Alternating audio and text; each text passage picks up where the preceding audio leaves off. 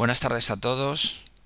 Vamos a aprovechar que teníamos pendiente la grabación correspondiente a la sesión número 7 para hacer un repaso de los principales puntos de la documentación que hemos visto entre enero y marzo del 2017.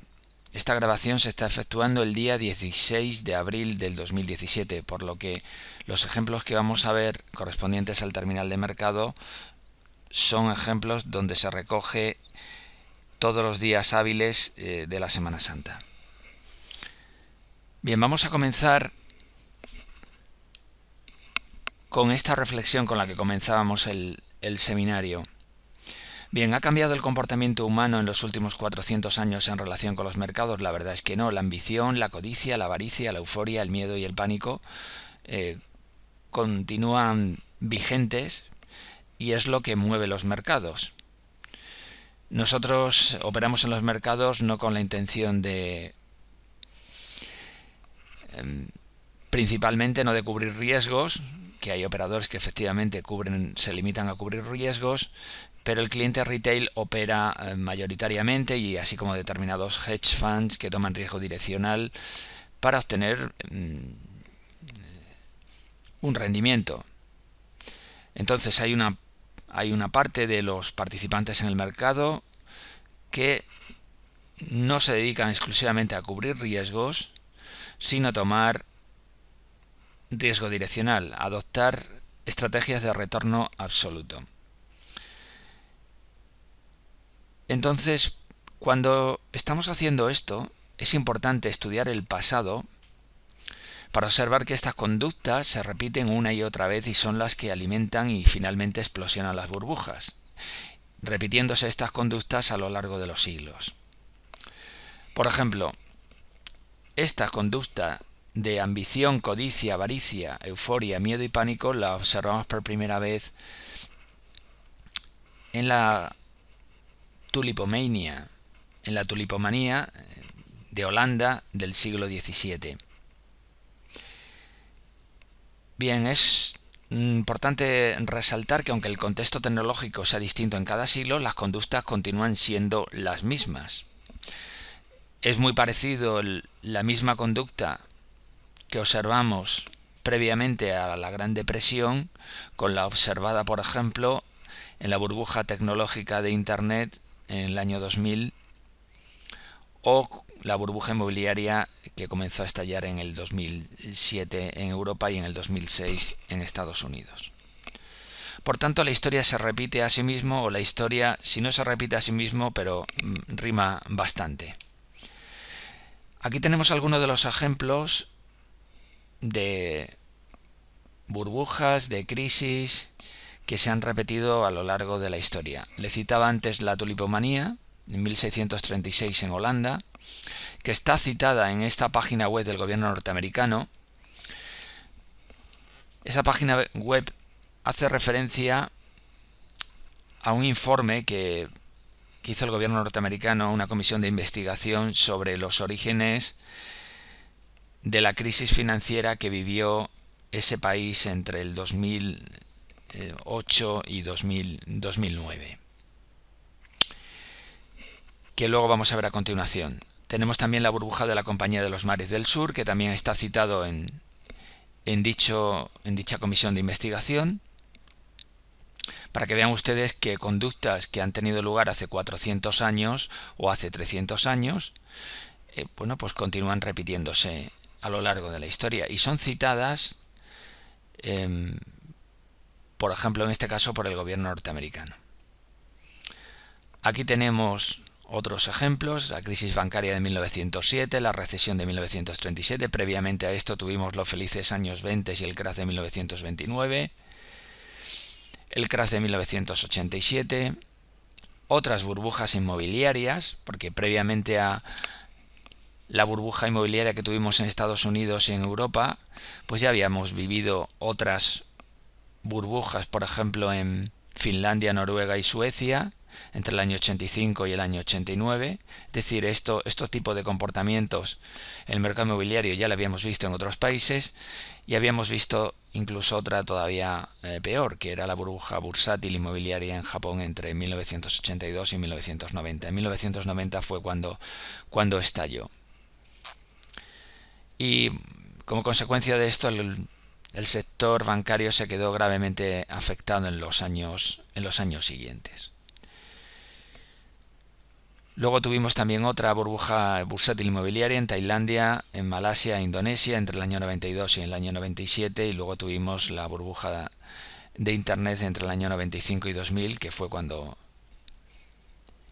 explosionó en el año 2000. Y luego tuvimos, por último, la comprendida entre el 2002 y 2007, que explotó en el 2006 en Estados Unidos, como luego vamos a ver en algunos ejemplos, y en el 2007, principios del 2008 en Europa, dependiendo de qué país. Pero los precios, por ejemplo, en España alcanzaron su máximo entre el 2007 y 2008, sin embargo en Estados Unidos fue en el 2006, como hemos ya repetido a lo largo del seminario, concretamente en junio del 2006. Este es el gráfico de la Compañía de los Mares del Sur, que está citado en esa página web del gobierno norteamericano, que vamos a ver a continuación. Esto es un ejemplo que muchos de ustedes lo conocerán, que es Terra Networks en el año 2000. Astrock es una compañía inmobiliaria que fue un exponente de lo ocurrido en la burbuja inmobiliaria española. Y este es el informe de la comisión de investigación creada por el gobierno norteamericano para estudiar la crisis financiera. Este informe se publicó en enero del 2011. Este informe, como ya les he dicho, lo pueden obtener gratis desde la página web, en un PDF desde esta página web, no solamente el PDF, sino una amplia documentación, grabaciones de vídeos, de comparecencias en relación con la crisis financiera. Creo que esta página web es del mayor interés. También este informe lo pueden adquirir mediante libro, lo pueden comprar en Amazon, pero insisto, lo pueden tener gratis en PDF a través de esa página web. Entonces, como les decía antes, estas burbujas que hemos comentado antes a principios del siglo XVII en Holanda, con la crisis de los tulipanes, es citada en este informe. También es citado, para que vean, la burbuja de la Compañía de los Mares del Sur, que hemos visto este gráfico antes. Esta es la Compañía de los Mares del Sur, hace 300 años de esto. ¿Y cuál es la similitud? Pues que tenemos ese mismo comportamiento de avaricia, codicia, ambición, euforia, miedo y pánico. Como verán, pasan los años, pasan los siglos. Estamos hablando de 1720. 300 años después estamos igual. El comportamiento es el mismo, como ustedes pueden ver en este gráfico de Terra, o como pueden ver este gráfico de Astrock. Ambición, codicia, euforia, miedo y pánico. Pues esto ustedes lo deben tener presente. ¿Para qué? Para que cuando vuelva a ocurrir esto, porque muy probablemente pues la historia tiende a repetirse, pero tiende a repetirse no por nada en especial, sino porque los mercados financieros funcionan así. Llega un momento en que, bueno, pues siempre hay algún activo, siempre hay algún sector, como pasó con Internet y como pasó con el precio de la vivienda, que, bueno, pues se crea una burbuja. Ya hemos visto cómo el tema de la burbuja inmobiliaria es un fenómeno recurrente que se ha producido en diferentes zonas geográficas en diferentes momentos del tiempo, y que es algo que volverá a producirse dentro de un tiempo. Pero aparte de eso, también es posible que algún sector de la economía, como pueden ser pues los coches eléctricos, los coches que son conducidos por técnicas de inteligencia artificial, redes neuronales, que no necesitan conductor, finalmente se produzca una burbuja en ese sector. O, por ejemplo, en el sector aeroespacial, destinado al sector retail, que ofrezca viajes al espacio. Y luego también, pues dentro ya de bastantes años, pero acabará ocurriendo, no sabemos si será dentro de 20, 30 años, el sector de minería en el espacio, en otros planetas, que es algo que acabará tarde o temprano desarrollándose. Entonces, son, digamos, sectores novedosos, como ocurrió con las burbujas, la burbuja de Internet en el año 2000, y como pasó, por ejemplo, en los años 20 con las compañías que estaban vendiendo, pues por ejemplo aspiradoras, transistores, que entonces era automóviles en Estados Unidos, que era entonces pues lo último en tecnología, y la gente compraba, el sector retail compraba esas compañías, bien directamente o apalancándose, aportando solamente el 25% del valor de la inversión, y el 75% era dinero prestado. Con lo cual, bueno, pues las compras a crédito que se producían no solamente para comprar esos bienes de consumo, también se producían las compras a crédito para comprar las acciones. Y es un claro ejemplo de apalancamiento. Luego también había una cultura financiera que se había visto favorecida por las compras a nivel retail de los bonos Liberty para financiar las guerras, la Primera Guerra Mundial, y favoreció esa cultura financiera la compra de acciones. Bien, yo les recomiendo que lean este informe porque, insisto, es del mayor interés. Bien, yo les ponía como un ejemplo paradigmático para justificar ese nexo que existe, al menos que yo observo y defiendo, entre análisis técnico y análisis macroeconómico.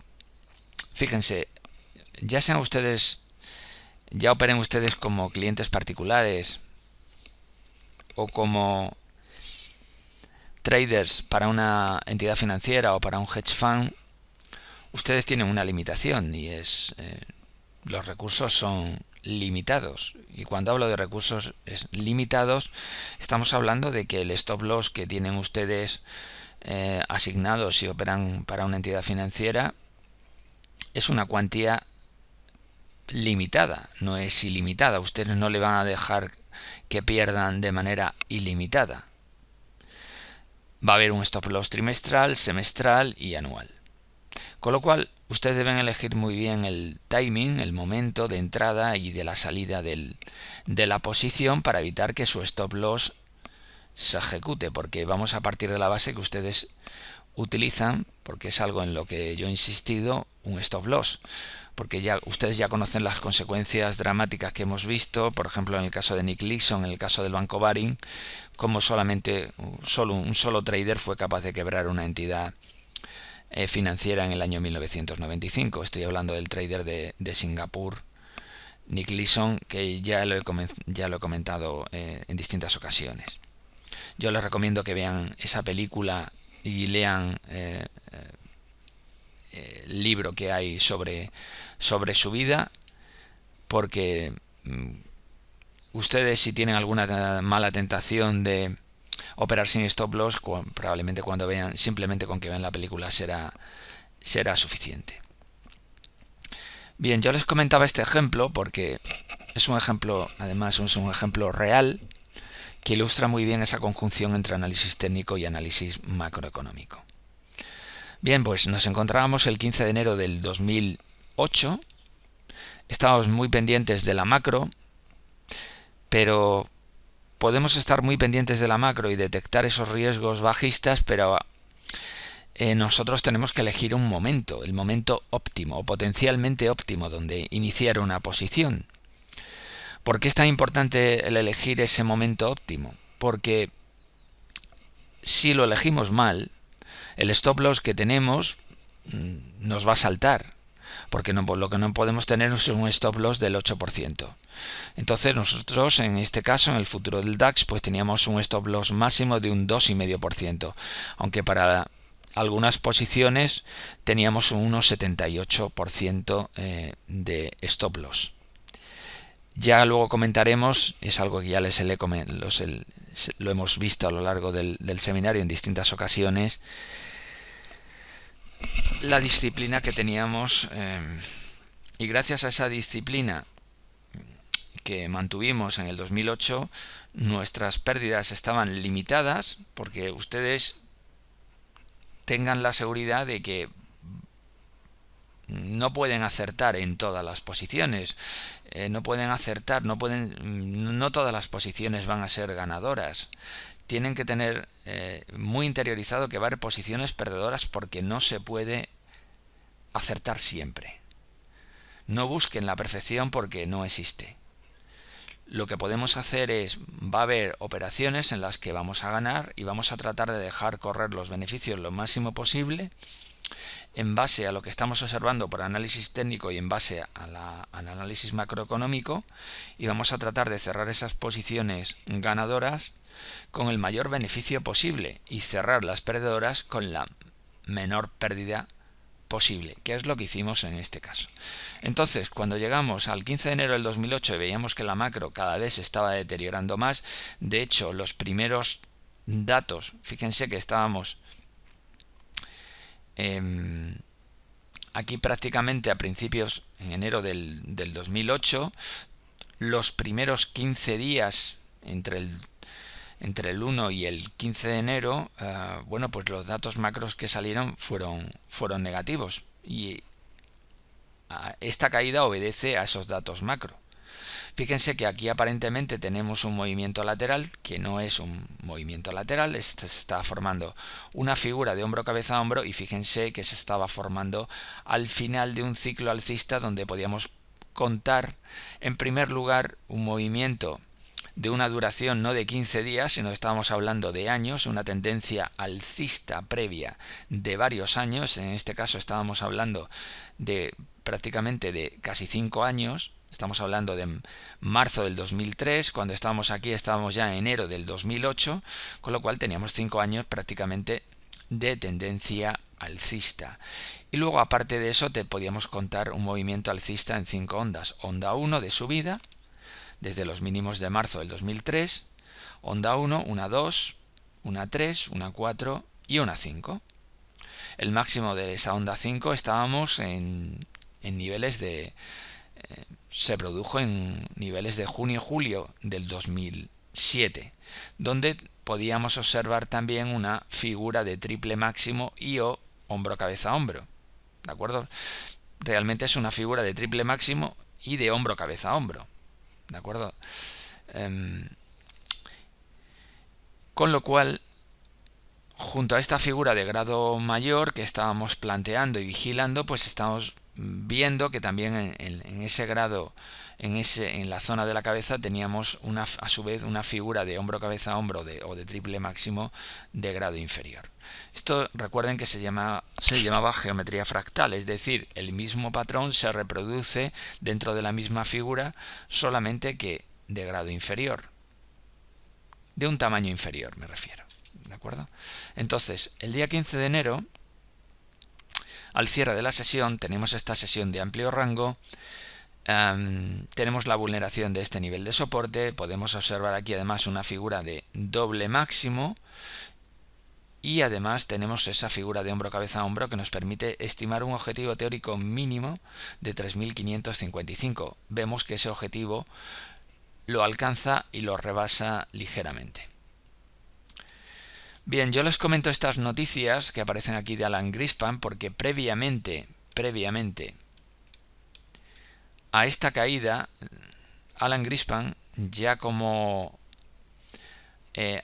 asesor, como consultor, no como miembro ni como no como chairman de la Fed, no como presidente de la Fed, comentó en febrero del 2007 el riesgo de que a finales del 2007 la economía norteamericana pudiera entrar en recesión. Y esas palabras de Greenspan, que se produjeron el día 27 de marzo del 2007, produjo esta caída de en torno de un 8% en el mercado. Luego el mercado recuperó. Aquí se produjeron ya las primeras noticias en relación con la subprime. Tuvimos aquí una caída en el verano del 2007.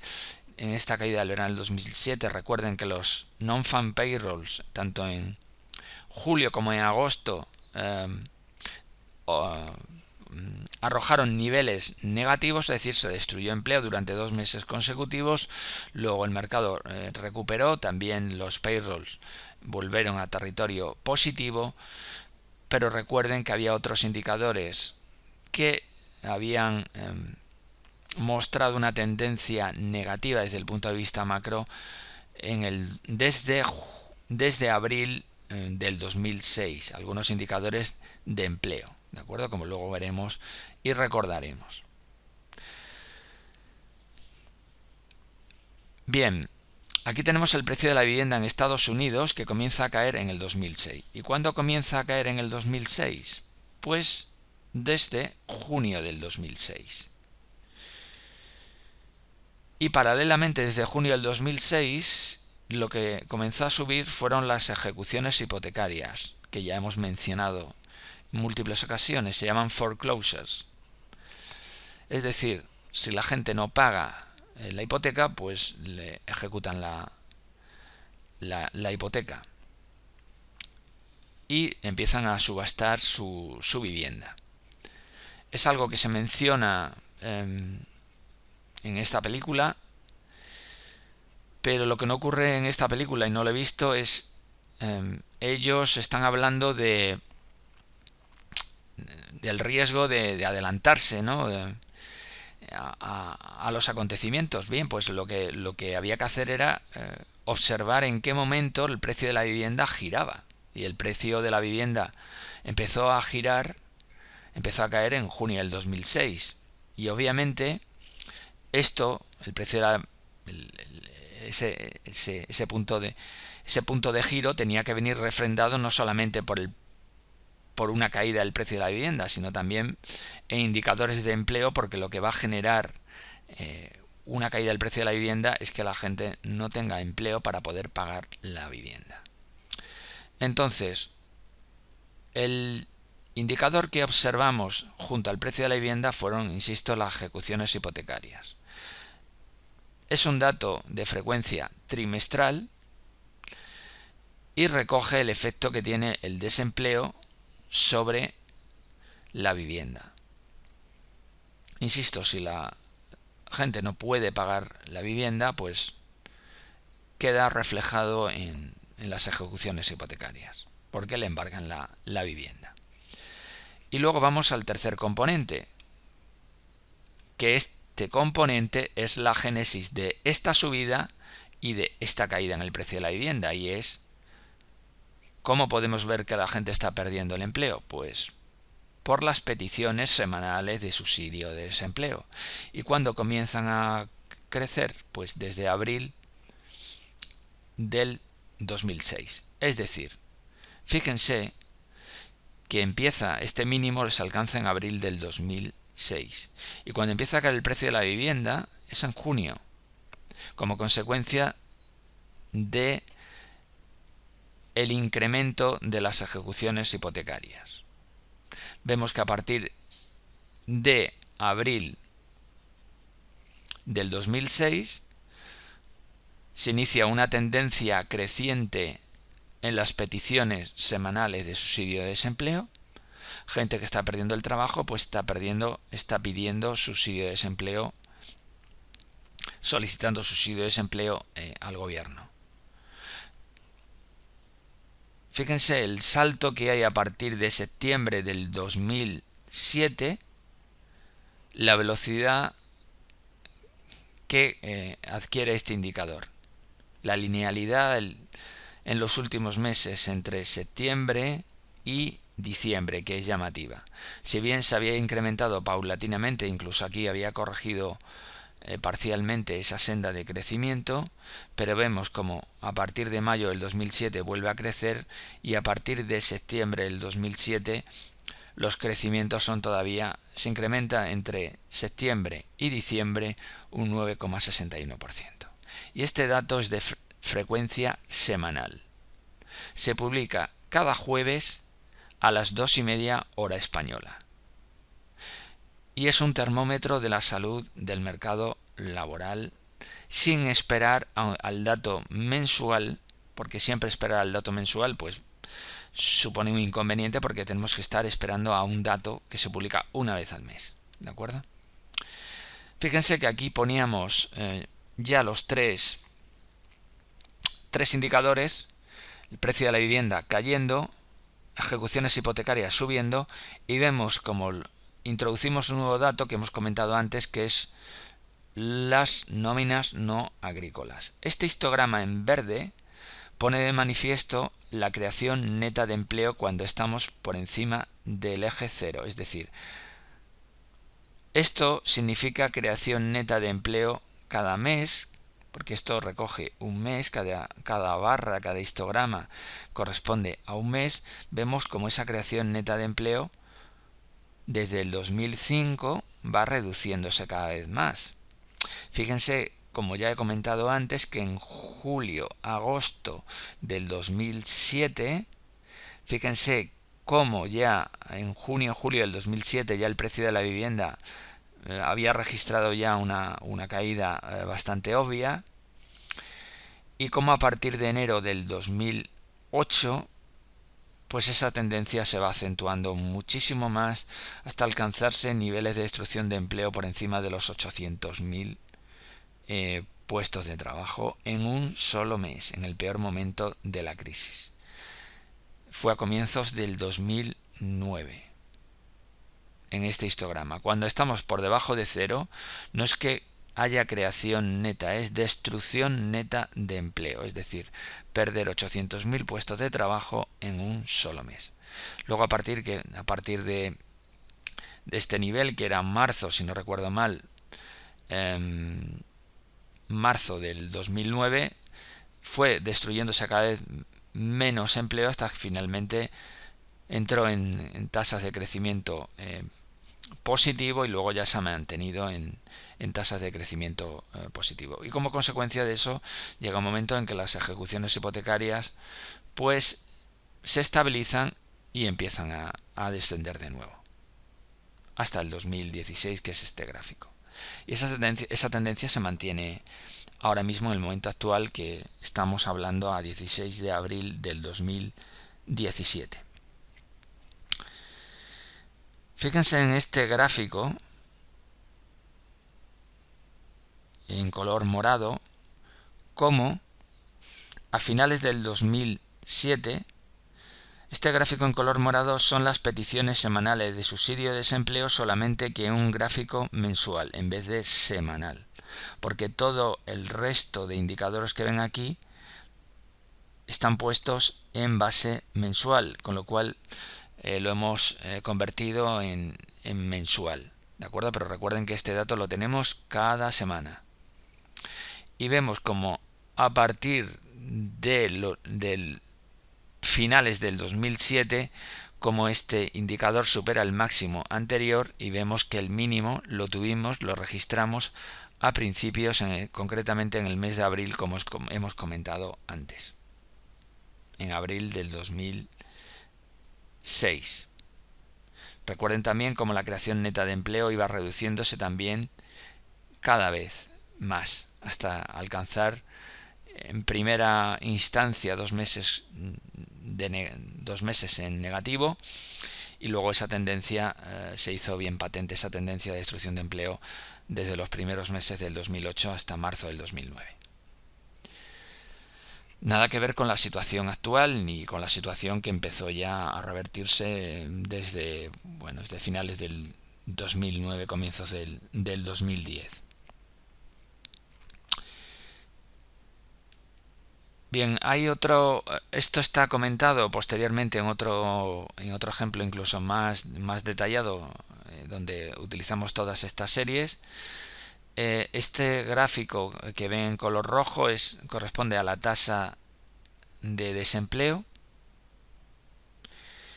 que pasó de estar en niveles del 4% a niveles, que es donde está ahora mismo, a niveles del 4,5% del 2007, pasó a niveles de estar ligeramente por encima del 10%, y ahora estamos en niveles otra vez del 4,5% actualmente. Luego estas líneas que aparecen aquí en color azul, lo que recogen son los ciclos económicos de acuerdo con la National Bureau of Economic Research. Esta línea azul lo que nos dice es que hasta este punto tenemos una fase de expansión, y esta zona donde el gráfico, este gráfico es un convenio,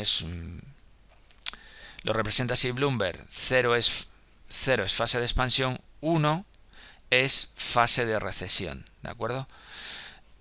Este indicador lo único que nos permite es observar dónde, de acuerdo con los criterios que utiliza la NBR, la National Bureau of Economic Research, nos indica a posteriori, porque realmente esto a nosotros no nos sirve de nada. Lo único que nos sirve es para constatar que efectivamente los ciclos económicos existen y que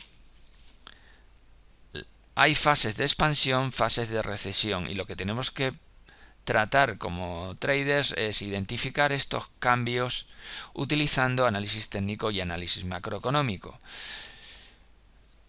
Insisto en esto porque no tiene ningún valor predictivo el tema de que yo les ponga aquí fase de expansión, fase de recesión, simplemente para que ustedes constaten y vean que efectivamente existen esos ciclos económicos, ¿de acuerdo? Y ahora mismo desde marzo, concretamente desde junio, de acuerdo con la National Bureau, estamos en fase de expansión. Y nuestra principal preocupación será, utilizando estos indicadores macro y otros adicionales,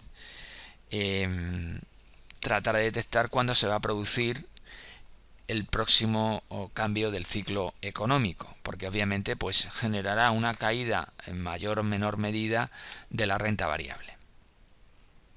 Bien, este es el ejemplo que les ponía antes. Esta es la cuenta de resultados. Vean cómo vamos a analizar esta parte en la siguiente diapositiva. Fíjense cómo todas las posiciones, que se adoptaron en el DAX fueron posiciones cortas, short, posición corta. Estas dos posiciones largas es sobre el SACH, que es un futuro sobre deuda alemana a 2 años, pero fíjense la disciplina operativa como nos permitía observar esa clara asimetría en el riesgo que había entre estar corto y estar largo en el 2008. Y esa asimetría, esa percepción del riesgo quedó bien patente en que solamente abríamos posiciones cortas, con lo cual éramos entera y plenamente conscientes del riesgo asimétrico que había en el 2008 acerca del riesgo de esa caída. ¿Por qué? Porque éramos conscientes de esta realidad macroeconómica,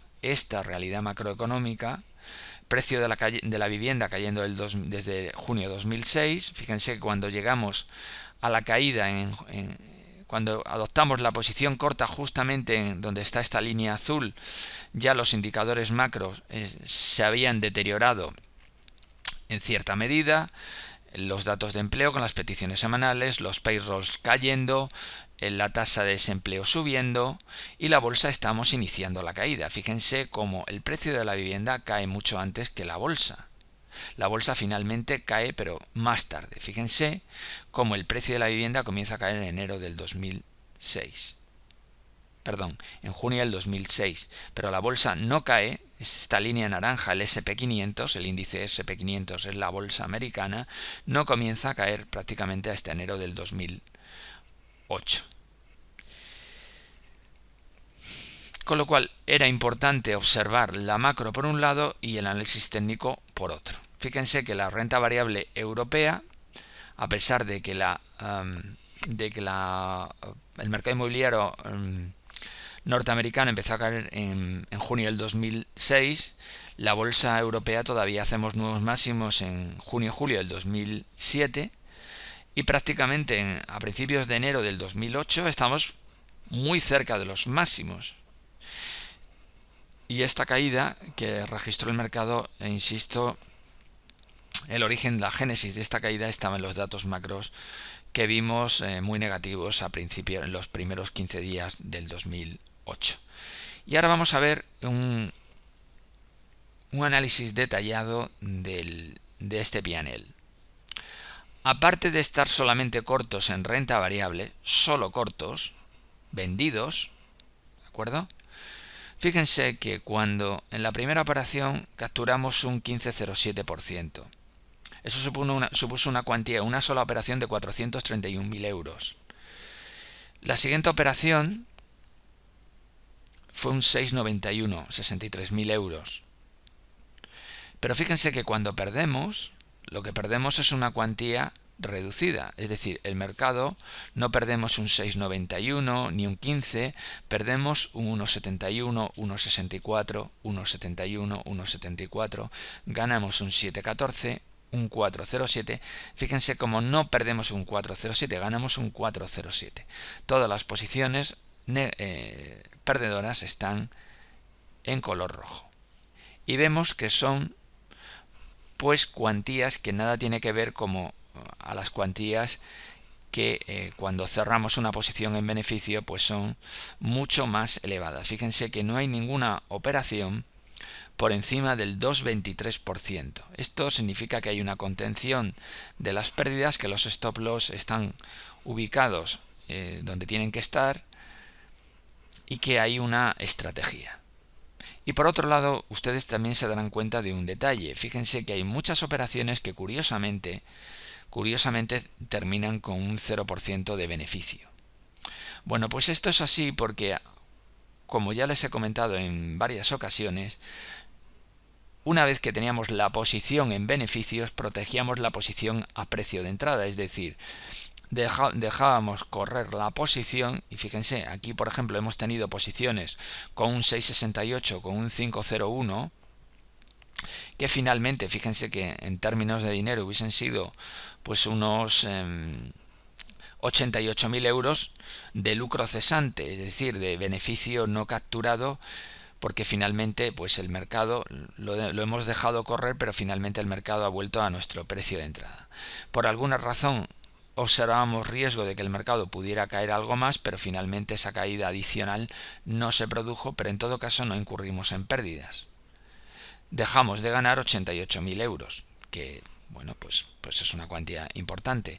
Y esto nos ha pasado en mayor o menor medida con algunas posiciones que finalmente hemos protegido a precio de entrada. Esto significa que estamos operando, insisto, bajo una estrategia, ¿de acuerdo?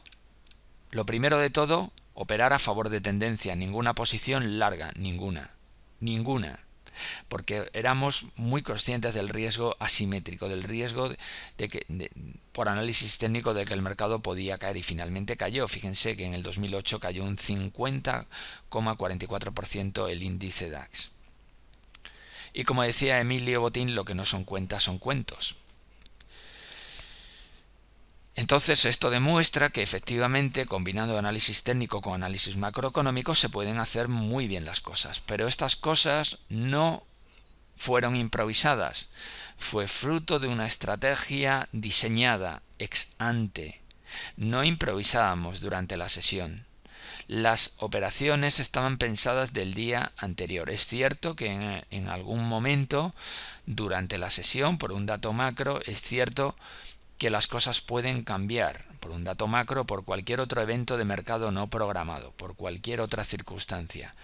Pero siempre teníamos pensada la operación y teníamos muy bien monitorizados el calendario de datos macroeconómicos que iban a salir. Es cierto que durante el 2008 ocurrieron muchas cosas a partir de septiembre del 2008 como votaciones en el Congreso y el Senado a favor de, del TARP, el Troubled Asset Relief Program, o el bailout de la banca norteamericana. Había noticias que había que seguir a través de los canales de la CNBC y de Bloomberg Televisión. Y obviamente, pues las posiciones había que gestionarla en función de esos eventos, y es lo que hicimos, ¿de acuerdo? Cada situación es distinta. Por ejemplo, vivimos una situación análoga por la cuantía en la que cayó el mercado entre el 2002 y el 2003. Previamente también habíamos tenido un antecedente, el 2001, con Enron. En el 2002 y el 2003 tuvimos Qualcomm, Xerox, Merck y Ahold, que fueron escándalos contables.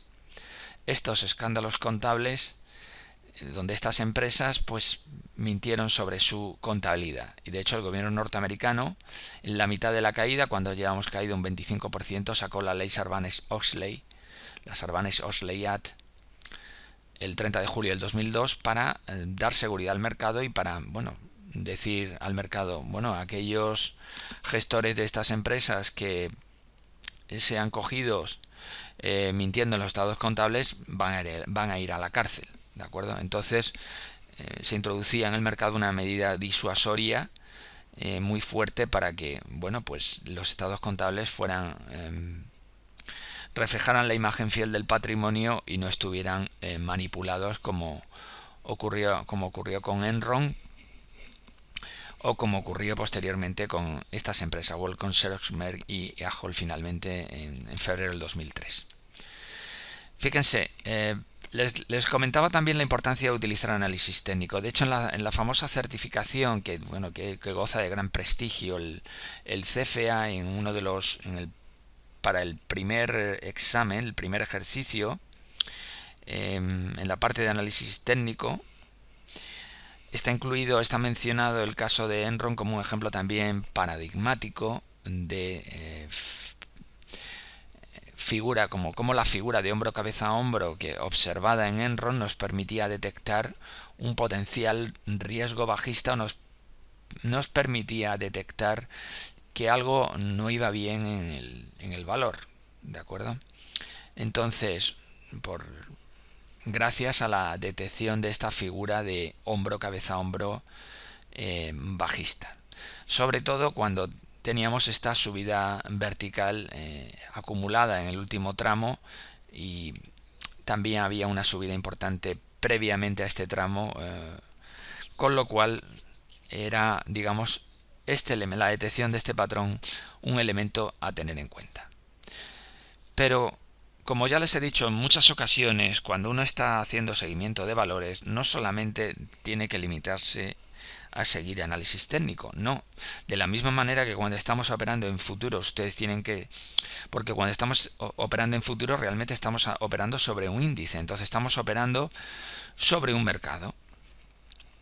Sobre una cesta de valores donde, bueno, pues ese riesgo específico al estar operando sobre una cesta de valores está diversificado. Entonces lo que estamos es operando sobre el mercado en general, y ese mercado en general,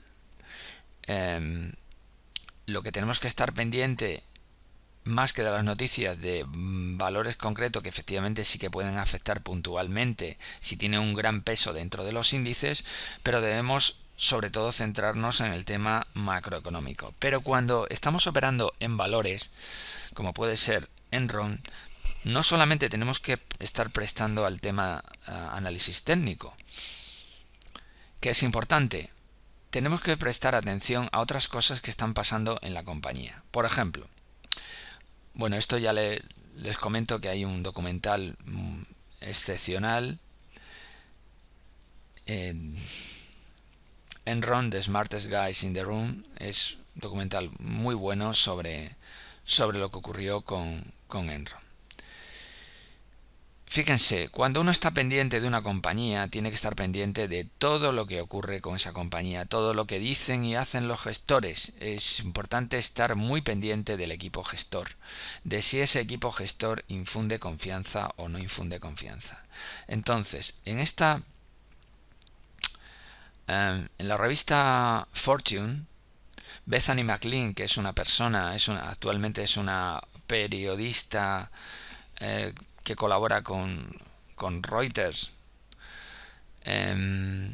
Esta persona, que es matemática y que trabajó en Goldman Sachs, escribió un artículo que decía: ¿está Enron sobrevalorados?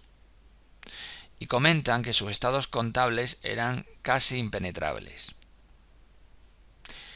Entonces, este artículo fue publicado antes de que el precio rompiera el nivel crítico de 63,50. Es decir, antes de que validara la figura de hombro cabeza hombro. Y luego fíjense qué es lo que ocurre. El 17 de abril, Jeffrey Skilling, presidente de Enron, durante un conference call, hace algo muy llamativo que nos tiene que hacer levantar las sospechas, porque ustedes imagínense lo que sería en España el presidente de una compañía llamando a Shaul gilipollas a un analista.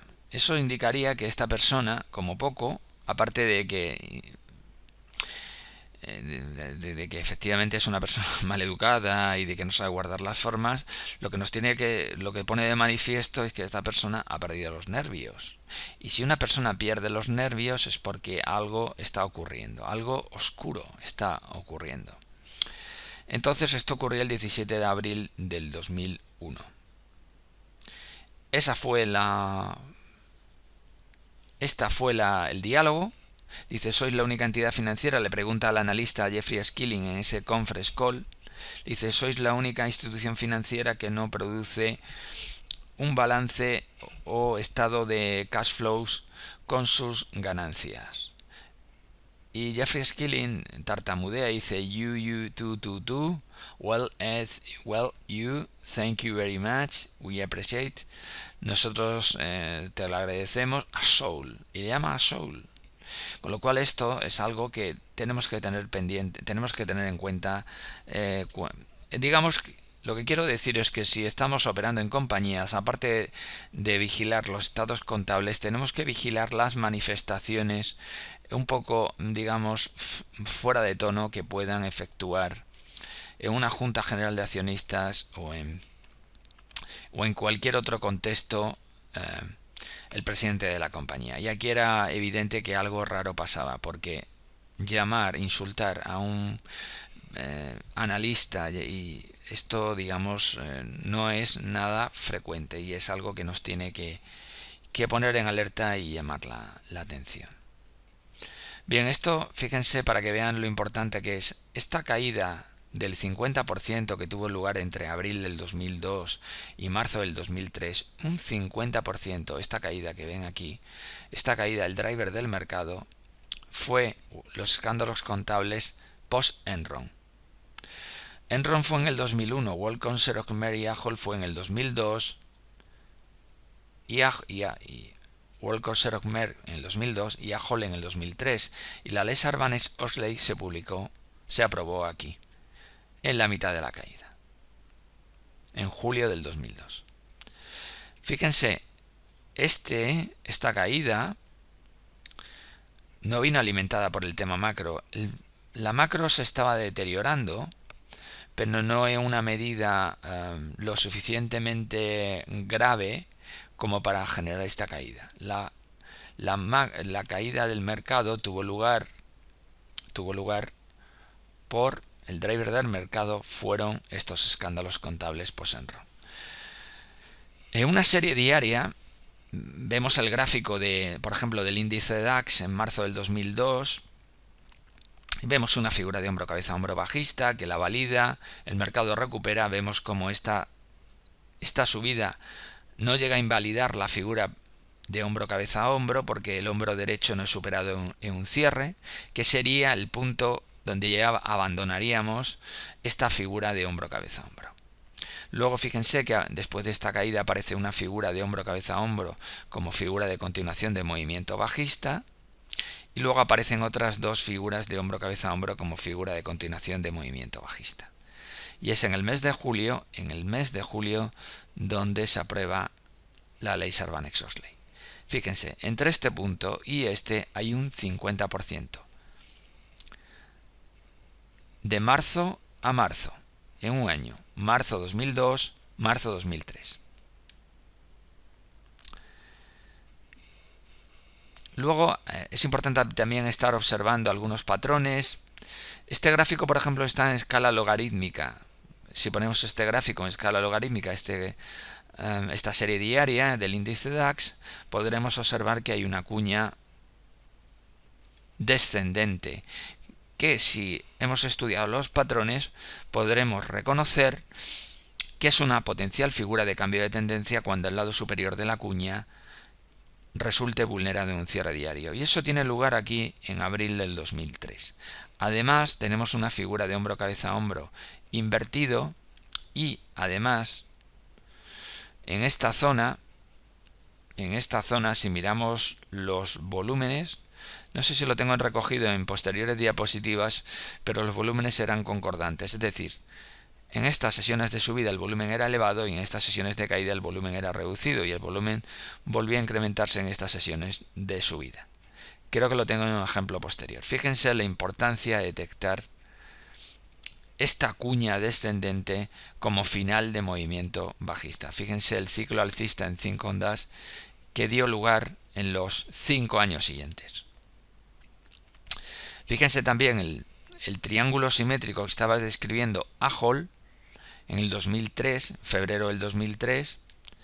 Una vez vulnerado el triángulo simétrico, esto nos permitía estimar un objetivo en 5,791. Esto fue un viernes, y fíjense el lunes donde aparece una caída del 55%. Fue un viernes esto, en febrero del 2003, y el lunes siguiente amanece con esta caída del 55%, porque se habían dado a conocer en el fin de semana los escándalos contables en esta compañía. Bien, resalto aquí el tema del atentado del 11S del 2001 porque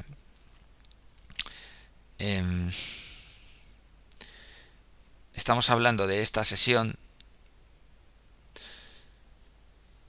por el tema del stop loss. Siempre es importante tener un stop loss porque podemos en cualquier momento, especialmente cuando tenemos una posición larga en renta variable, si tenemos una posición abierta sin stop loss, estamos asumiendo un riesgo muy considerable, porque en cuestión de minutos, si estamos operando con futuros, que sería el caso más peligroso de operar sin stop loss es si estamos largos, estamos comprados de futuros de renta variable. ¿Por qué? Porque en cuestión de minutos la posición se nos puede mover pues un porcentaje muy elevado, un 5, un 7, un 8%, y cuando queremos reaccionar, si no tenemos delante la pantalla y no nos damos cuenta de lo, porque nos coge en un momento en que no tenemos vigilancia de la posición. Por ejemplo, imagínense que ustedes están en una sala de tesorería, hay un atentado y ustedes están lavando los dientes. Obviamente ustedes tienen compañeros que les pueden avisar, ¿vale? Pero cuando sus compañeros vayan a avisarles, probablemente el mercado ya dependiendo de la gravedad del atentado, la posición ya se les habrá movido un 5, un 6, un 7, un 8 o más. ¿De acuerdo? Y si ustedes son inversores particulares, pues no van a tener a nadie que les avise. O ustedes tienen puesto el stop loss introducido en el mercado, o ustedes están expuestos a asumir unas pérdidas enormes. Entonces yo les recomiendo que cuando estén, especialmente si están largos de renta variable, si están comprados, tengan mucho cuidado. ¿De acuerdo? Bien, voy a saltar aquí algunos puntos que, por ejemplo, la importancia de prestar atención a los datos macroeconómicos. Por ejemplo, este es el tipo de cambio euro-dólar. Esto fue el 3 de junio del 2016, cuando como consecuencia de la publicación de los non-farm payrolls, un momentito, de la publicación de los non-farm payrolls que salieron mucho peor de lo esperado, salieron unos datos de creación neta de empleo en Estados Unidos peor de lo esperado, pues el euro se apreció frente al dólar fuertemente en un solo minuto, porque como ustedes ven esta barra corresponde a un solo minuto, y esto es para que ustedes tomen conciencia de lo importante que es hacer un seguimiento del calendario de datos macroeconómicos. Ustedes no pueden operar en el mercado sin tener presente que a las 2:30 sale el dato de payrolls, sale el dato del ISM manufacturero, sale el dato de lo que sea, del IPC, de lo que sea, o que a las 7 de la tarde hora española hay reunión, se publica el resultado de la reunión de la Reserva Federal, o que a las 2 menos cuarto, un jueves hora española, el Banco Central Europeo va a publicar si sube o no sube los tipos de interés, los sube, los mantiene o los baja.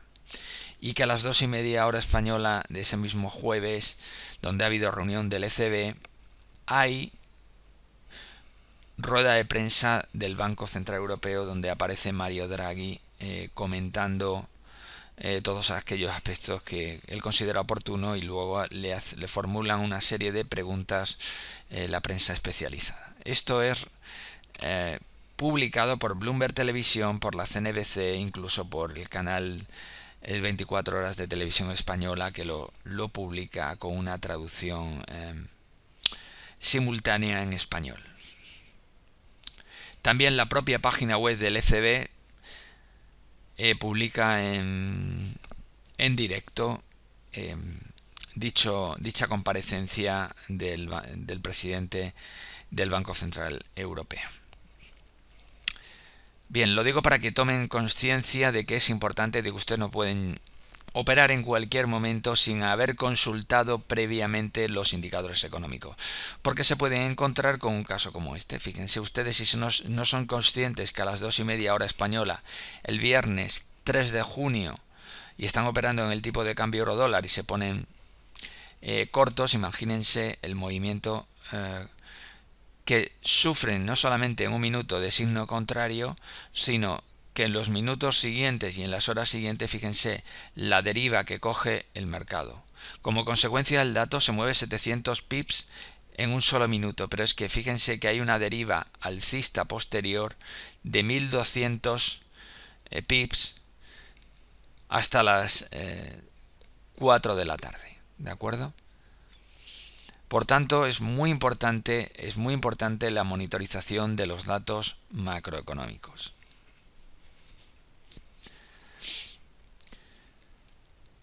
Luego también, por ejemplo, también cuando están operando en el tipo de cambio euro-dólar, también tienen que vigilar las palabras de, de miembros del banco, declaraciones que hacen miembros de los bancos centrales, ya sea en Estados Unidos o ya sea en Europa con el Banco Central Europeo. Si están en el tipo de cambio euro-dólar, tienen que vigilar no solamente las reuniones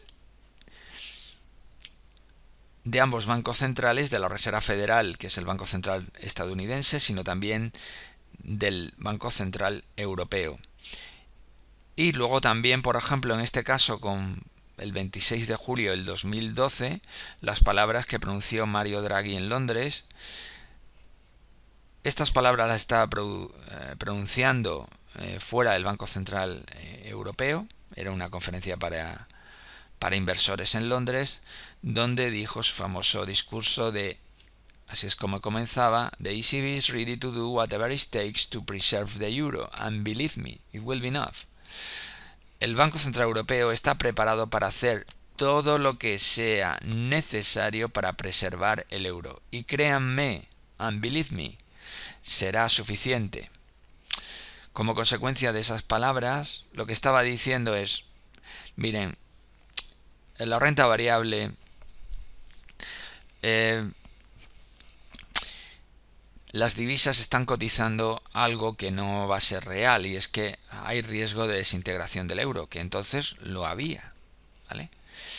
Pero él pronunció este discurso porque lo que tenía en mente era sacar un programa de OMTs pues en el mes de septiembre. Es una idea que volvió a repetir en el mes de agosto del 2012, donde ya dejó entrever con más claridad esa idea de las OMTs. Las OMTs se llaman Outright Monetary Transactions, son las iniciales de Outright, que son compras directas de deuda en el mercado secundario de deuda. Ahora veremos a continuación lo que quiero decir.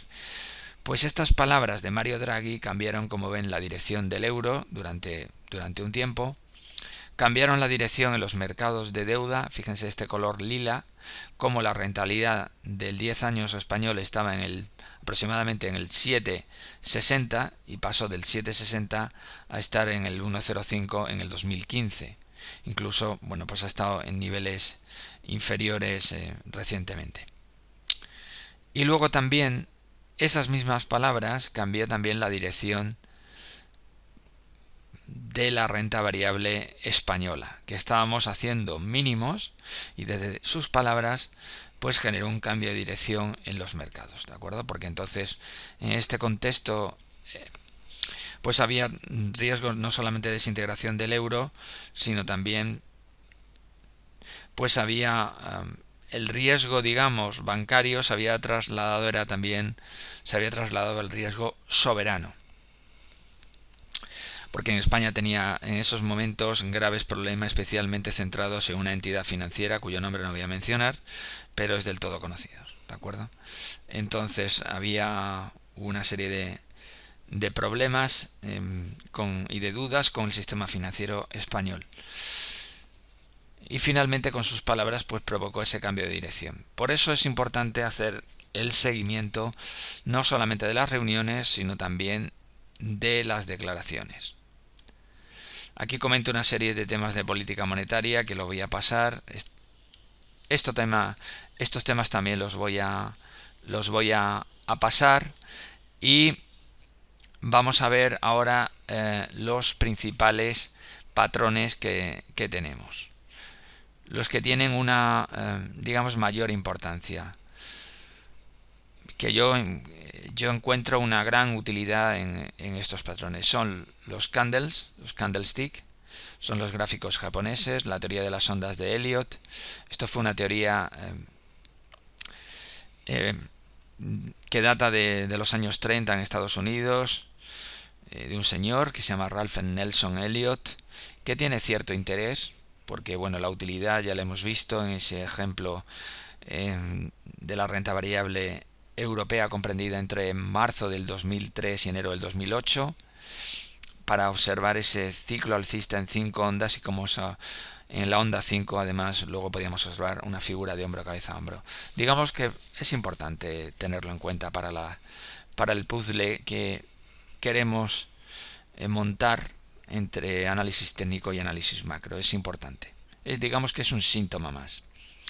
Y luego figuras asociadas a dicha teoría. Fíjense lo importante que para nosotros fue, porque realmente lo fue, poder detectar ese triángulo diagonal, esa wedge, esa cuña descendente que observamos entre el 2002 y el 2003 para advertir del riesgo alcista, como hemos visto en un ejemplo anterior. Luego la figura de hombro cabeza a hombro, que puede ser bajista, puede ser alcista, que es una figura de hombro cabeza hombro invertido, o de continuación de movimiento. El hombro cabeza hombro puede ser una figura también de continuación tanto de tendencia alcista como de tendencia bajista, ¿de acuerdo? Puede ser bajista, alcista. Cuando es alcista se llama HCH invertido, un hombro cabeza hombro invertido, y puede ser una figura de continuación tanto de tendencia alcista como de tendencia bajista. Veremos algunos ejemplos luego. Y luego la figura de doble o triple máximo, que hemos visto también en julio del 2007, pues teníamos una figura de triple máximo. Luego también tenemos figuras de reversal, que la figura de reversal es importante observarla, no solamente es importante observarla en diferentes horizontes temporales.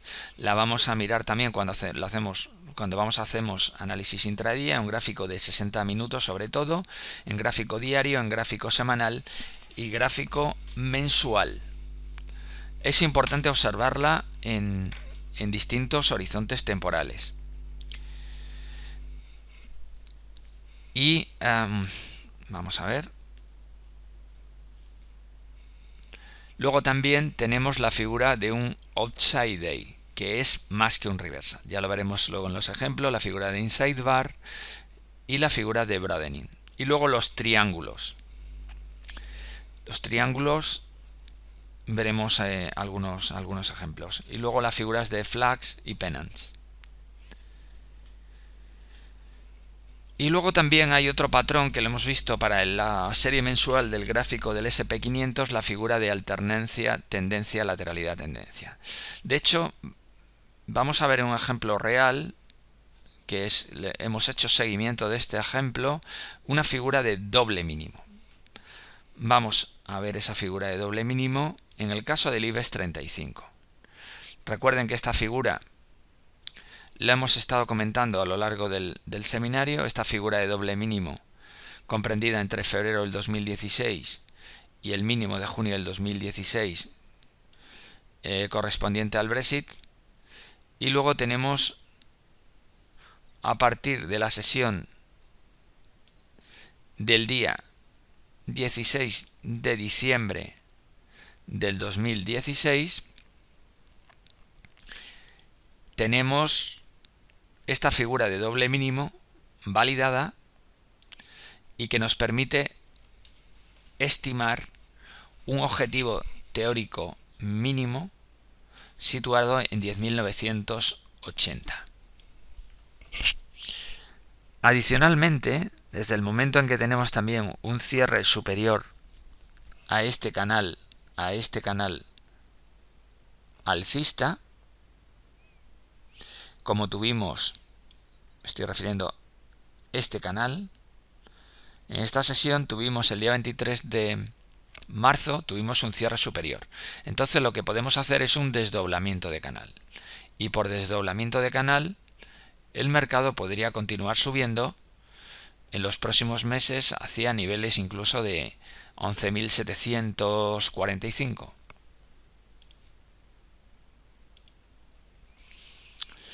Obviamente no sabemos ni la fecha ni sabemos a qué velocidad va a ir, con lo cual esta inclinación, la inclinación que vaya a adoptar, pues la desconocemos.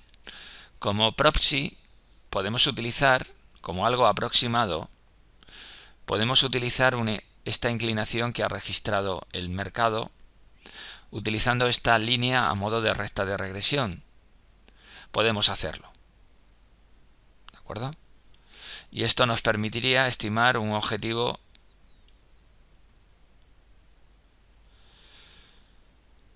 incluso de un 11.840. Sería el lado superior de este canal alcista estimado por desdoblamiento de ese canal. ¿De acuerdo? Y la figura de doble mínimo admite un objetivo teórico mínimo de 10.980. Y esto gracias a la detección de esta figura de doble mínimo y gracias también al seguimiento de los datos macro que hemos visto que en España, bueno, pues están mejorando, prácticamente están mejorando desde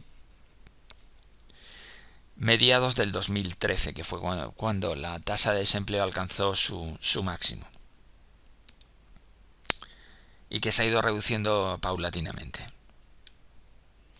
Luego vamos a ver, en relación con los tipos de gráficos, los gráficos de líneas yo no los utilizaría nunca porque perdemos información. Con los de barra no perdemos información. Hay un tipo de candles que es con high, low y close, con alto, mínimo y cierre, pero no estamos perdiendo también el open. Y este es el mejor, con apertura, open, high, low y close. Apertura, máximo, mínimo y cierre. ¿De acuerdo? Bueno, este es el tipo de cambio euro-dólar en contado que no se dispone del volumen por ser un mercado OTC, aunque los brokers pues dan una información de acuerdo al volumen que observan en la plataforma de contratación donde estén operando. Este es el significado del tipo de cambio euro-dólar. Es el precio de un euro expresado en dólares, es decir, si está cotizando a 1,1222, esto significa que por cada euro nos van a dar 1,1222 dólares, ¿de acuerdo? Esto es para que conozcan el significado, qué significa esto de 1,1222. El contado o spot, así es como se llama en inglés, cotiza en un mercado OTC. OTC son las iniciales de over the counter. Significa que es un mercado no organizado, no estandarizado, es decir, no hay cámara de compensación como existen por ejemplo en los futuros. Luego también es muy recomendable que se metan dentro de la página web del Chicago Mercantile Exchange. Aquí aparecen mercados de futuros, aparecen tres tipos de contratos de futuros. El contrato grande, aparece también una aplicación de análisis técnico para que ustedes se familiaricen.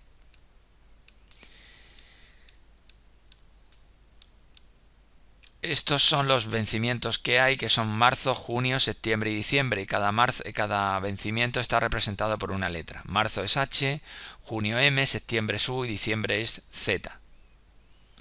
Entonces, si aparece ECU6, U corresponde al contrato de septiembre. Y el EC1 recoge, es una serie histórica que recoge todos los front contracts. Front contracts nos referimos al contrato que esté negociándose en cada momento, es decir, hasta el mes de marzo, hasta una determinada fecha, el mes de marzo va a estar negociándose el mes de marzo, luego el contrato de junio, luego cuando a partir de una determinada fecha, después del vencimiento de junio, llegará el de septiembre, que estará cotizando desde una fecha de junio hasta que expire, hasta el vencimiento del mes de septiembre. Bueno, pues el EC1 recoge todos los vencimientos que van teniendo lugar. Todos los contratos, marzo, junio, septiembre, diciembre. ¿De acuerdo? Este sería el EC1. Por eso estas caídas que aparecen aquí en el Open Interest responden no a un movimiento del mercado, sino al cierre de posiciones que cierran los contratos en el contrato que va a vencer y se abren en el nuevo contrato, en la nueva, por ejemplo, en este caso en el contrato de septiembre. Estas son las especificaciones del contrato. Toda esta información de las especificaciones del contrato lo tienen también dentro de la página web del CME. Luego insisto, hay otros, aparte del contrato grande está el contrato pequeño, yo lo llamo contrato grande, pequeño, y hay un tercer contrato, ¿de acuerdo? Con diferentes tamaños. Hay tres contratos que tienen diferentes tamaños. Vamos a ver, la página del web del Chicago Mercantile Exchange tiene una aplicación de análisis técnico, que es interesante que lo vean. Incluso también tiene una parte de análisis macroeconómico, ¿de acuerdo? Es interesante que lo miren. Fíjense, la ventaja que tenemos respecto a si estamos observando los futuros es que vamos a tener un volumen de contratación que vamos a poder observar. Por ejemplo, en estas figuras que son figuras de reversal o de outside day alcista, motivadas porque ha habido una reunión del Banco Central Europeo o de la Reserva Federal, fíjense cómo el volumen en ambas sesiones es muy elevado. Entonces, este elemento lo podemos perder si no observamos el volumen, ¿de acuerdo? Bien, el Open Interest, son las posiciones abiertas que hay al cierre de la sesión. Entonces, ¿para qué nos sirve esto? Pues el Open Interest, el Open Interest solamente es observable en los mercados de futuros, solamente, ¿de acuerdo? Solamente. ¿Y para qué nos sirve? Pues nos sirve para lo siguiente. Vamos a imaginar un precio, un mercado donde el precio está subiendo, el volumen está subiendo, el Open Interest está subiendo. Eso significa que estamos ante un mercado alcista fuerte. Si el precio está subiendo pero el volumen está cayendo y el Open Interest está cayendo, es un mercado alcista pero débil, con riesgo de agotamiento. Pero si el precio cae, el volumen sube y el Open Interest sube, estamos hablando de un mercado bajista fuerte. Pero si el precio cae, el volumen cae y el Open Interest cae, estamos ante un mercado bajista débil con riesgo de agotamiento. Entonces, fíjense aquí como por ejemplo en esta caída de los futuros del mini SP500, esto es renta variable, esta es la serie diaria, como el precio cae con incremento del volumen, incremento clarísimo del volumen. Y no solamente del volumen, sino también del Open Interest, es decir, del número de posiciones abiertas al cierre de la sesión. Es decir, esto significa, fíjense cómo a partir de este punto ha habido un incremento de las posiciones abiertas, de gente que se queda abierta con riesgo overnight. Es decir, que no se cierra durante la sesión, que mantienen la posición abierta. Entonces, aparte del precio, es importante también ver el volumen y el Open Interest. Fíjense también en los contratos, en el contrato del euro-dólar, como a partir de aquí el precio cayendo, pero con Open Interest subiendo. Con lo cual indica que están dejando posiciones abiertas con riesgo overnight. Fíjense cómo se ve en este gráfico. A partir de esta sesión de amplio rango, el Open Interest también crece. Hasta este punto, que ocurre algo, es una señal de signo contrario. Aquí hay un reversal o un outside day, ambas cosas, con un elevado volumen. Aquí significa que hay un punto de giro en el mercado, motivado porque hay una reunión del Banco Central Europeo o de la Reserva Federal.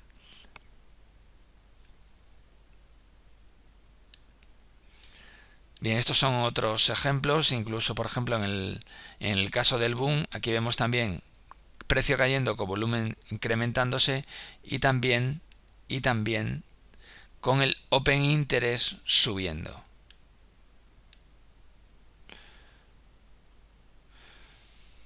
El volumen y el Open Interest lo pueden mirar en la página web del Chicago Mercantile Exchange, que lo pueden ver, ¿de acuerdo?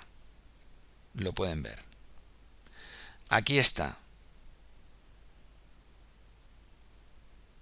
Esta es la cifra del Open Interest.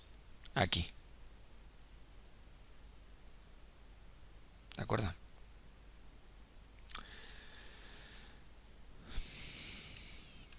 Recuerden siempre de ver los futuros. No se metan en las opciones, ¿de acuerdo? Porque las opciones no las hemos visto. Estamos viendo temas de futuros, porque aquí vienen también opciones. Options.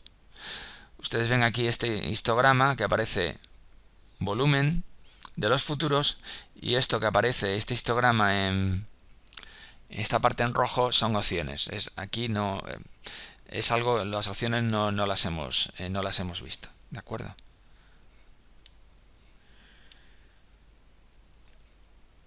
Fíjense aquí en el tipo de gráfico, candles es el que estamos utilizando, candles o candlestick. Podemos poner aquí volumen.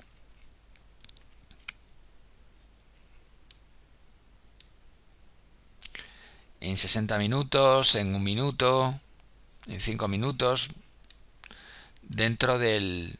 Luego, por ejemplo, otro tema también importante que les quiero comentar es el Commitment of Traders. ¿Qué es esto? Esto está también en el Chicago Mercantile Exchange, en la página web, y esto está disponible. Entonces, básicamente eso lo voy a resumir muy brevemente. ¿Para qué nos sirve esto? Esto lo publica un organismo del gobierno norteamericano, de la administración norteamericana, que es la Commodity Futures Trading Commission. Esto no es un organismo privado, esto es un organismo del gobierno, ¿de acuerdo? Entonces, estos son datos ciertos. Esto lo publica el CME, pero esto lo elabora y lo recoge el gobierno norteamericano. Entonces, Fíjense, aquí aparece un gráfico que no sabemos. Bueno, pues aquí dicen, bueno, esto cualquiera lo interpreta. Bueno, pues no, es muy sencillo. Lo que nos interesa es que se tiene que ir a la pestaña Leverage, que son los Leverage Funds, los fondos apalancados. Eso es lo que significa. Los fondos apalancados son aquellos inversores que toman riesgo direccional, es decir, que son estrategias de retorno absoluto. Si el mercado va a subir, pues están largos, si el mercado va a caer, están cortos. Entonces, nos vamos y pulsamos aquí sobre el leverage. Y entonces, ¿qué es lo que aparece? Pues aparece lo siguiente. Aparecen varias cosas. Posiciones largas. Las posiciones pueden ser largas, cortas o posición neta. La posición neta es la diferencia entre los inversores que están largos, que están comprados, y los que están cortos. Esta diferencia es esta. 40.910 le restamos 123.907 y nos da esta cuantía. Y esto del spread se tienen que olvidar. Esto no nos sirve de nada. El spread está representado. ¿Ven ese histograma que aparece spreading? Bueno, pues el spreading no nos va a servir de nada, porque son esas posiciones que están comprando un contrato y vendiendo en el vencimiento siguiente, jugando a ese tipo de cosas, ¿de acuerdo? Ese tipo de cosas no las hemos visto, no nos interesa y aquí en este caso no aplica. Así que no. Lo que nos interesa son tres cosas. Ustedes tienen que tener claro que el histograma azul son las posiciones largas, que las posiciones cortas es este histograma en color marrón claro o naranja, y la posición es posición en spread que no nos interesa. Entonces solamente estas dos. Y luego esta línea verde. Esta línea verde lo que representa nada más es la diferencia. La diferencia entre la posición larga y la posición corta. ¿De acuerdo? Esos menos 82.997 es ese punto. Y es simplemente la resta entre las posiciones largas y las posiciones cortas. Y ese puntito, pues lo que están haciendo es unirlo con una línea. Nada más. Eso es lo que nos interesa. Se llaman leverage funds. Son los fondos, se llaman fondos apalancados. Y es solamente sobre futuros. Ahora mismo lo que estamos vigilando es solamente sobre futuros. ¿De acuerdo?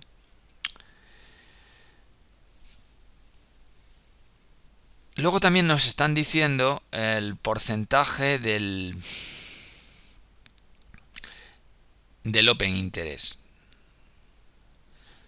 Pues en el Open Interest,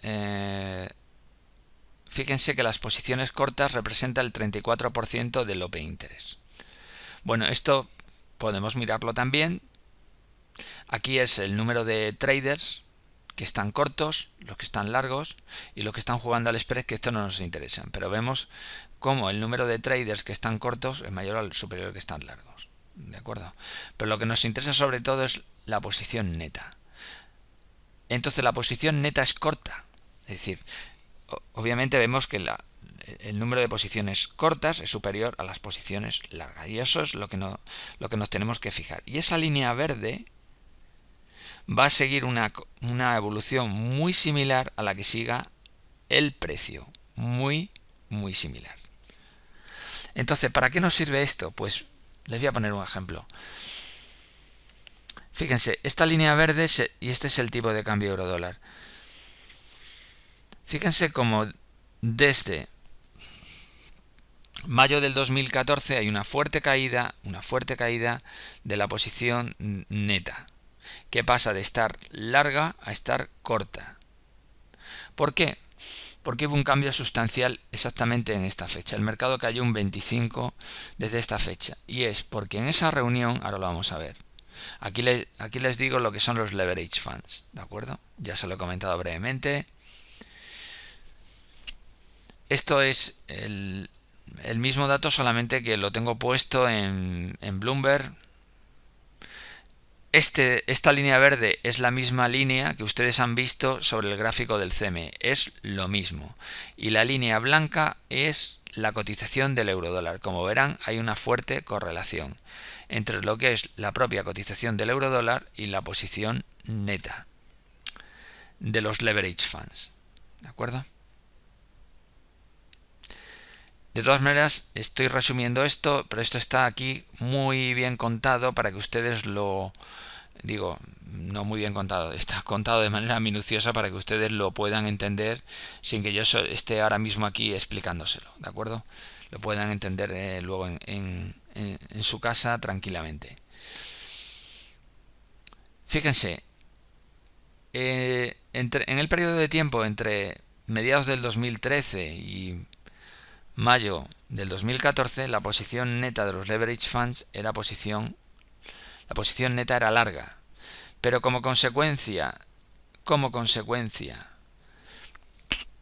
de una reunión del Banco Central Europeo en mayo del 2014, que tuvo lugar en estas fechas,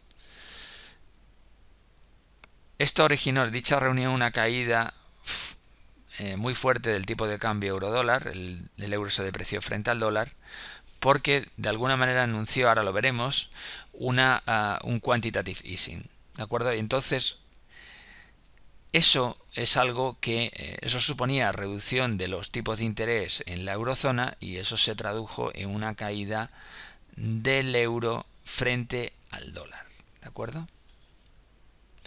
Entonces, por eso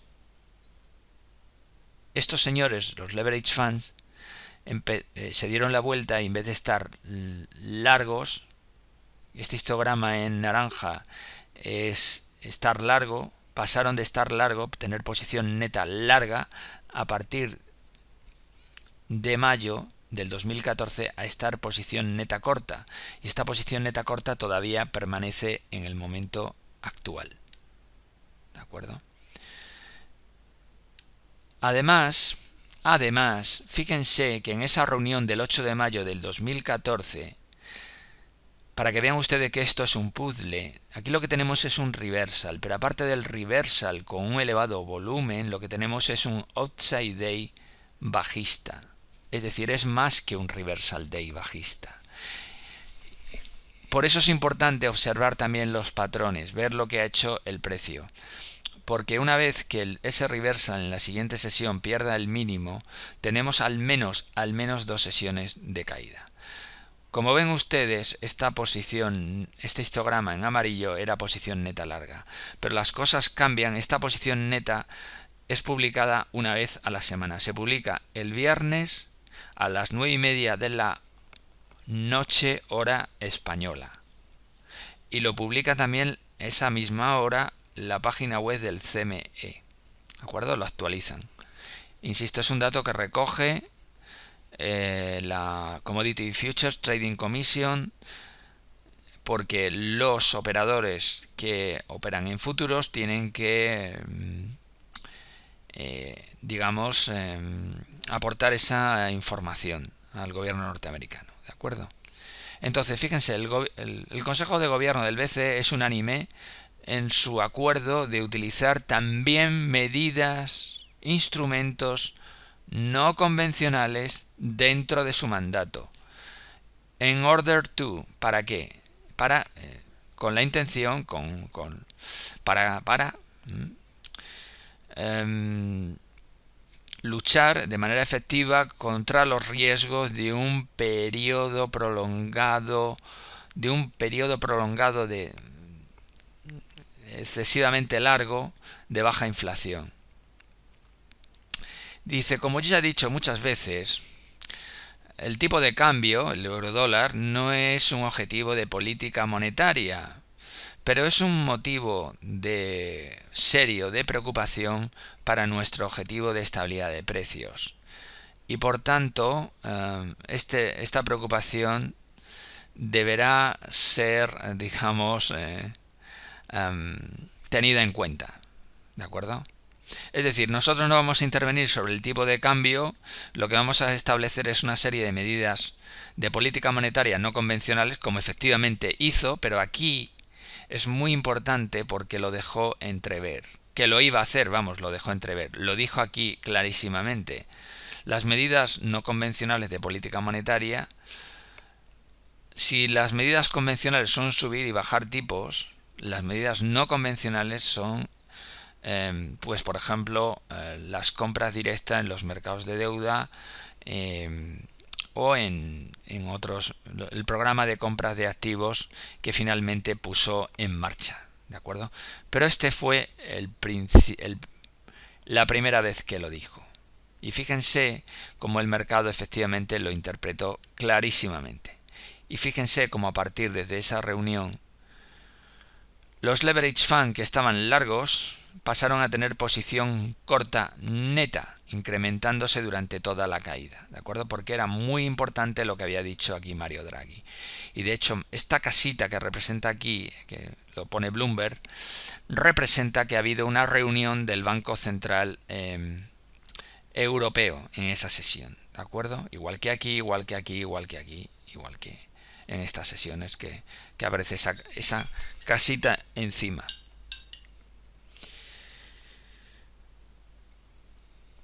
Bien, fíjense la caída que produjo este movimiento y por eso es importante no solamente estar pendiente de las noticias, sino evaluar con análisis técnico la reacción que tienen esas noticias en el mercado, en el volumen, en el precio y también en la posición de los leverage funds. Porque aunque no operemos en los futuros, vamos a decir que no operamos en los futuros y operamos en el contado del tipo de cambio euro-dólar, es importante que ustedes vean que ese día se produjo un reversal, se produjo un elevado volumen en los futuros, en los futuros en el contrato grande, y que los leverage funds cambiaron su posición de estar largos a estar cortos. Digamos que son indicios, que es lo que tenemos, ¿de acuerdo? Nunca vamos a tener certeza de nada, pero lo que vamos a tener son pistas. Y obviamente estos son elementos que hay que tener en cuenta, porque si no estamos dejando de utilizar una información que está disponible, pero que si no sabemos ni sabemos que existe y no sabemos dónde encontrarla y no sabemos cómo analizarla, estamos en una clara situación de desventaja. Por tanto, es muy importante que cada vez que si estamos operando en el tipo de cambio euro-dólar, ustedes vean vean la comparecencia de Mario Draghi, la vean completa. Vean si al final de la sesión cómo reacciona el tipo de cambio euro-dólar. Se describe esta figura, si hay un elevado volumen. ¿Qué es lo que ocurre con los leverage funds al final de la semana, el viernes a las 9:30? Ese tipo de cosas. Por tanto, nos vamos a centrar en los leverage funds. Fíjense que hay otros tipos de traders que dan esa información a la Commodity Futures Trading Commission, pero lo que nos interesa a nosotros son los leverage funds, porque digamos son los que a los que nos interesa, digamos, vigilar o espiar, ¿de acuerdo?